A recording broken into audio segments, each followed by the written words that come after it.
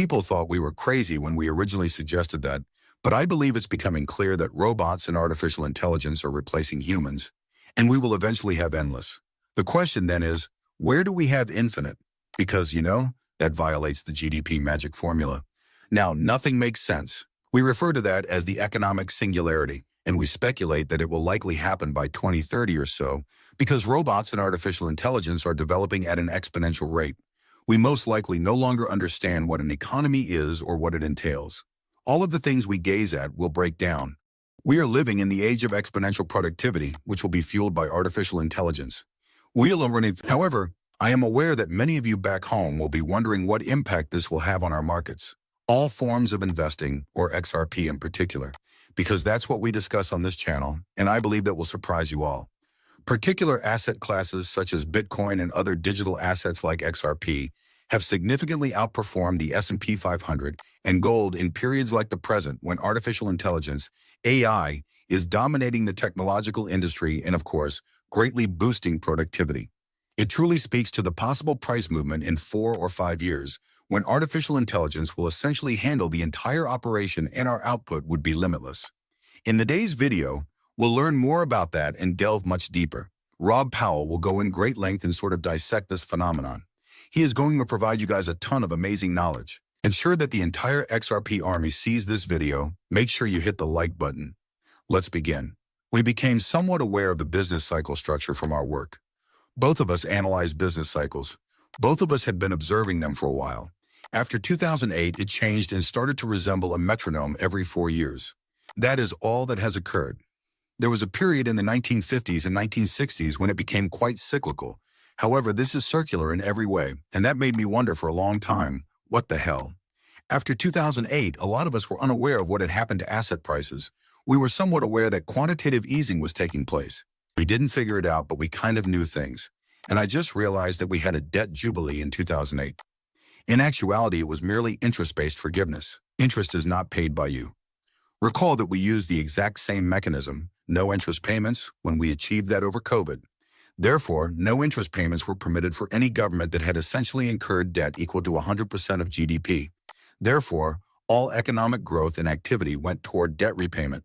In order to create an almost ideal 4-year cycle, they all essentially restructured their obligations between 3 and 5 years. We are currently in the 4th year of the loan, and the last and most significant portion of the debt is due. And we discovered that they begin adding liquidity over a 3-year period, eventually reaching their maximum amount.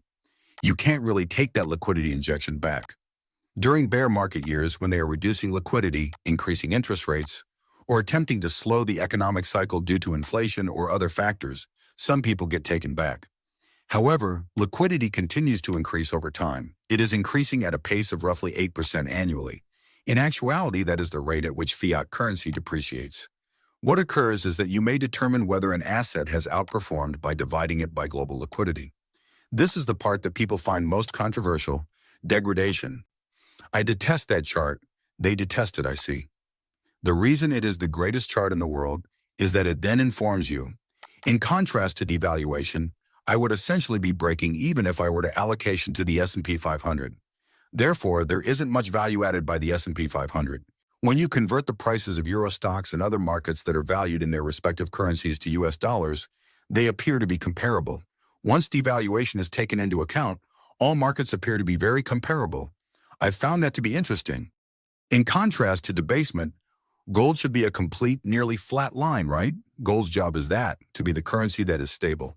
We discovered that there are only 2 assets that carry out this function after we viewed the world through the prism of the devaluation of fiat currency, which is still controversial, but is becoming less so these days. One is cryptocurrency, and the other is tech stocks. As a result, that fundamentally altered my understanding of tech stocks and how I allocated. I was a big person.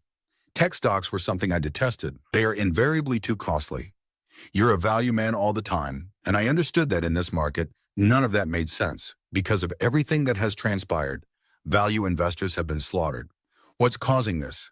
Since those demographic charts are the most significant in the world, I believe, Julian, you should just show them. This will help people realize how GDP growth is fueled by the magic formula, which is debt growth plus population growth plus productivity growth. That's your driving style. GDP trend rate. Extremists have now taken over debt growth, and we are essentially just paying off debt. In essence, the magic formula is the reason why GDP continues the decline and the trend rate of GDP declines with time. The problem is that the aging of the population is the single most significant secular element affecting all markets.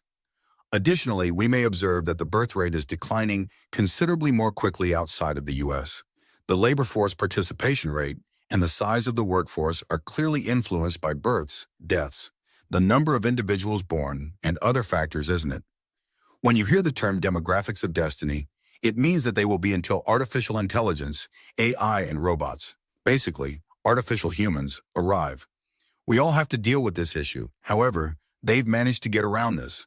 To counteract the slowing population growth, the government has raised its debt, as shown in the following chart. Therefore, both the population increase and the debt growth were components of the magic formula. Thus, they have made use of debt expansion. The strange thing is that, despite being the most amazing chart of all, no one comprehends it, and it has never even been replicated on X. It essentially asserts that the increase of all government debt is a function of the labor force participation rate. What's intriguing now is that, thus, the debts continue to increase. We are aware of the future direction of the labor force participation rate and how liquidity is being used to finance it. The Fed's net liquidity is this. Since the private sector now uses the banking sector, it is likely better for you use U.S. hotel liquidity, which includes the private sector. To pay for the debt, they are essentially devaluing money. The hills are as old as it is. It's as old as economics itself. The history of money is as old as this. And it's taking place at an extremely harmful rate of 8%. You kind of see it, but you're not aware of it. However, as a result of the currency's devaluation, asset prices continue to rise optically. Real estate is essentially a flat line, even when adjusted for liquidity depreciation. However, pay is a variable input. Consequently, you discover that wages do not take this into consideration. Additionally, the same force that drives P ratios is what makes everyone crazy. For what reason are PEA ratios increasing over time? Because debasement causes the P to rise. As a variable, the E doesn't. Therefore, it always rises in tandem with debasement. We've also demonstrated that throughout time. Thus, this is the overall view of what we examine. It made it clear to us that there are only two assets to possess: